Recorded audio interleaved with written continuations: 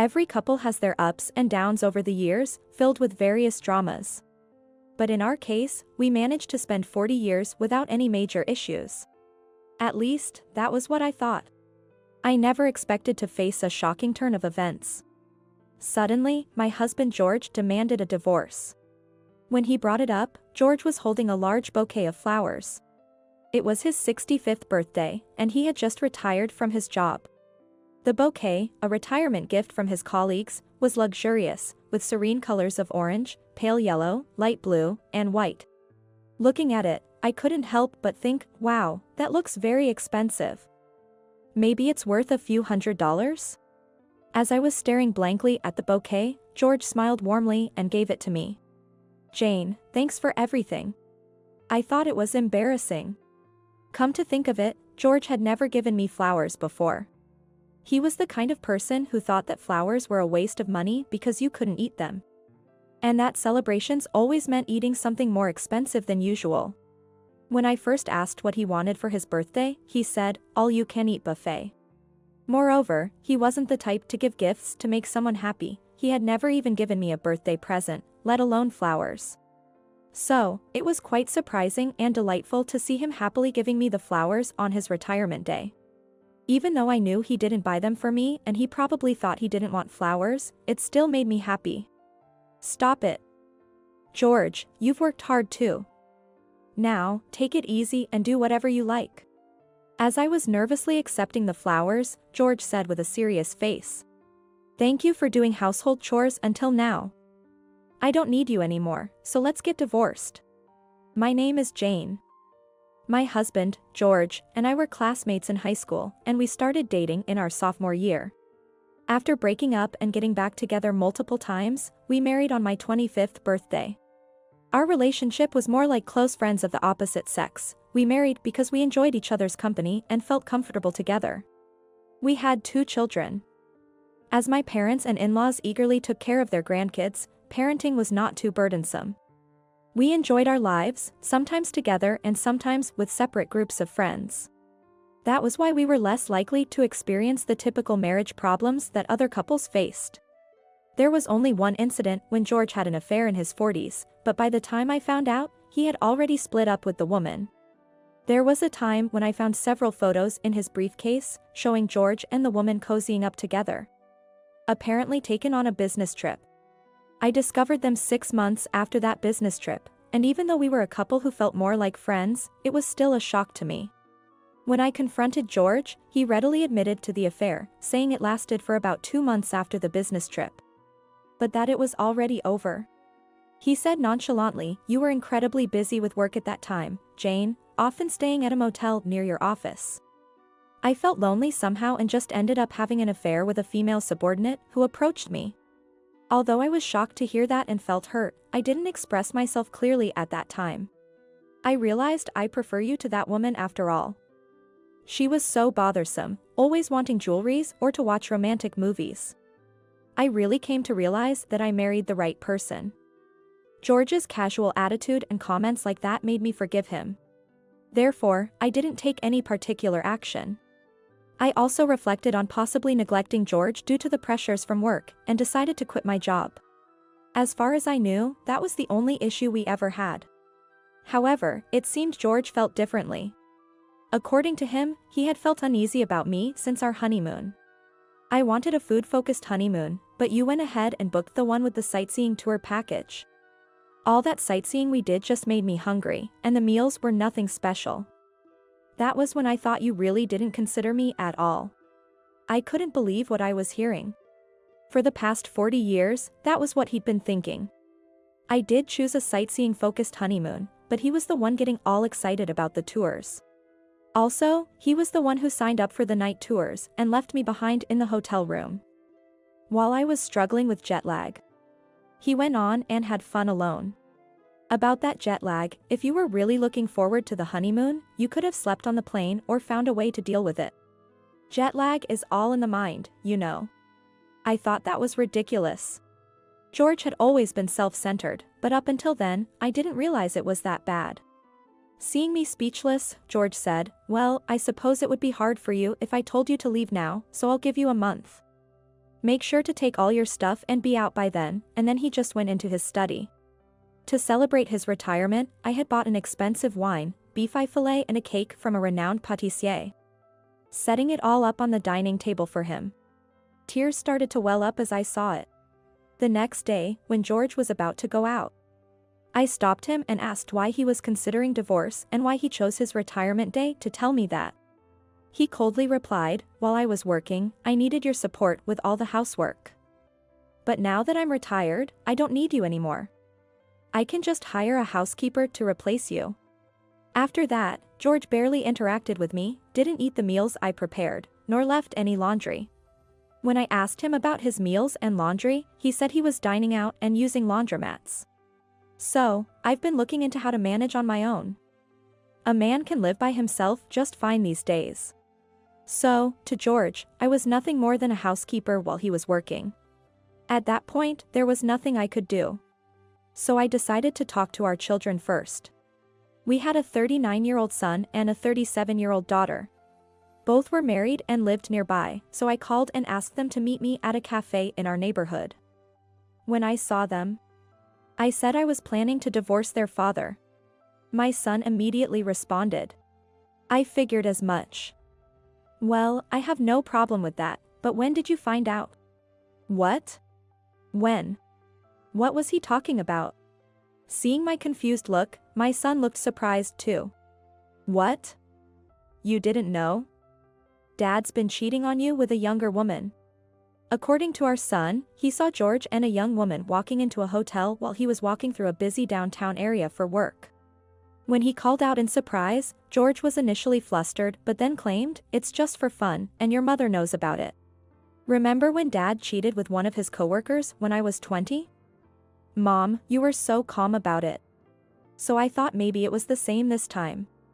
I couldn't believe George was cheating again. And to tell such a lie to his own son. I was stunned, but my daughter suggested hiring a private detective to catch George cheating. I thought to myself that there was no time to be shocked. I promised myself that I would get everything investigated thoroughly. After a week of investigation, it turned out George's girlfriend was a receptionist at the company he worked for until he retired.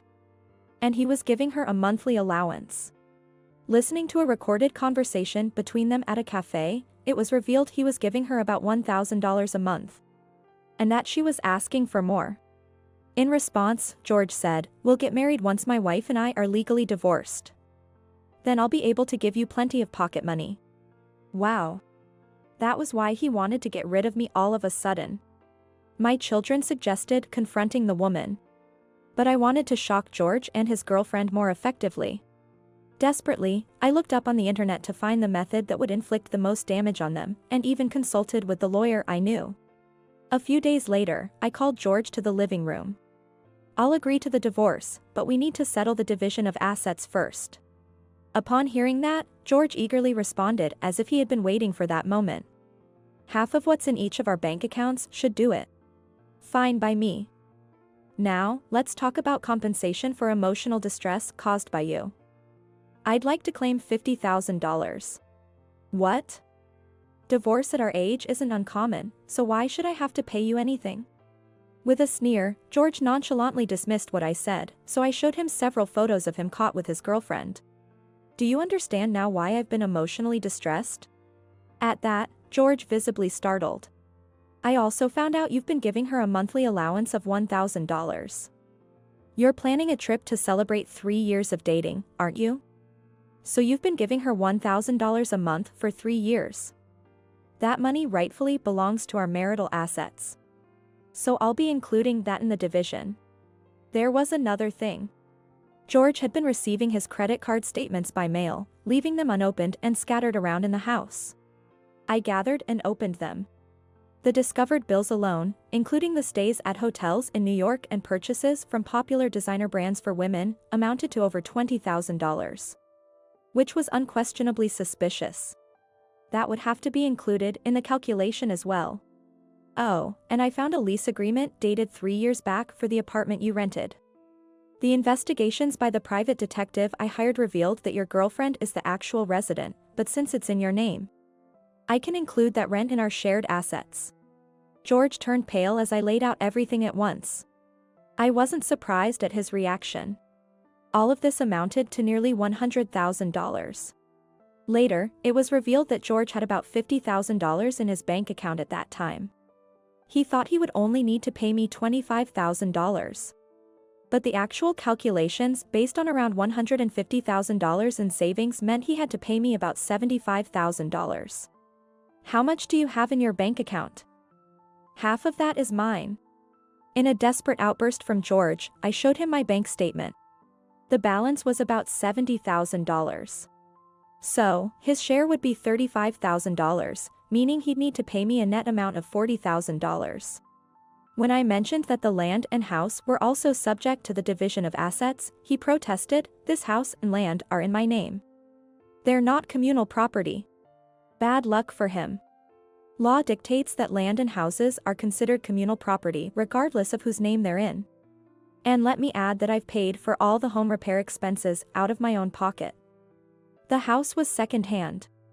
And we've had multiple repairs over the years, amounting to about $50,000, so you'll need to reimburse me half of that. Even if we sold the house and land, and split the money between us, that wouldn't result in a deficit for George, but he was extremely upset, having expected to receive the full amount. However, I couldn't help but laugh as I handed him the business card of my lawyer, saying, "Oh, well, it is what it is. Here's the number for my lawyer." I saw a faint smile on his face. Pretending not to notice, I said to him, "You know that we need to separate at least for 12 months before we can apply for a divorce. I've already found a place to live, so I'm going to start packing my stuff if you'll excuse me." Then I went out to buy some moving boxes from the shop nearby. Returning home half an hour later, I found George lounging on the sofa. He seemed to think that everything was settled during our previous discussion. That was when I dropped the final bombshell. About your severance pay. Upon my bringing that up, George wore a smug, triumphant expression. "Too bad for you. The severance pay won't be deposited for another 3 or 4 months. Since we're separating, it's not communal property." Just as I expected him to say. Feigning surprise, I asked, "Really? That's terrible. How much are you getting?" "About $120,000.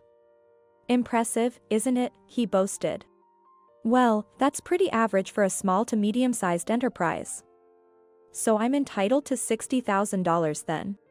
"What? Didn't I just say it'll be deposited after you move out of this house?" "Sorry, but severance pay is subject to division even if we're separated, as it will be paid for your retirement. And you retired before you told me you wanted a divorce. So the severance pay will still have to be divided. Unless we sell this house and land. Your assets will be in the negative. But even if we do sell, I doubt half the money you get from it will satisfy your girlfriend forever." Upon hearing all that, George seemed to freeze in thought, his eyes wide open, mouth agape. How pitiful he looked. When we got our house appraised, the old house and the land were valued at about $300,000. Selling them would allow us both to receive about $150,000 each. However, George, reluctant because his girlfriend insisted on not selling, ended up having to pay me $150,000. With the compensation of $50,000, George was burdened with a debt of $200,000. Why would his girlfriend, still in her 30s, have a crush on an older man like George and cling to that house? It was probably because, despite how old it was, a single-family house in a city with convenient transportation was attractive enough for her. After I moved out of the house, his girlfriend and her parents quickly moved their belongings into it. As a result, what George envisioned as a comfortable retirement with his pension, a happy marriage with a young girlfriend, turned into financially supporting her and her parents with just his pension, on top of repaying debts. He inevitably had to get a job. But at over 65, his annual income would likely be around $30,000. Additionally, since I sued his girlfriend for pain and suffering for breaking up my marriage, their relationship has turned quite hostile. It's probably only a matter of time before they end up selling the house. Oh, and about the rental apartment George signed the lease for his girlfriend to live in. It turned out to be a breach of contract since someone other than him was residing there the whole time. After I contacted the real estate agent, his breach was exposed, and he had to pay a penalty fee. How unfortunate it was for him. As for me, I rented an apartment near my daughter's family's home and worked part-time 3 days a week at a supermarket that hired me despite my old age. My granddaughter, who has just entered middle school, is in the midst of her rebellious phase. But she seems to feel sorry for her divorced grandmother and often comes over to visit. Though I no longer have a husband, I'm living a happier life, having more time with my granddaughter.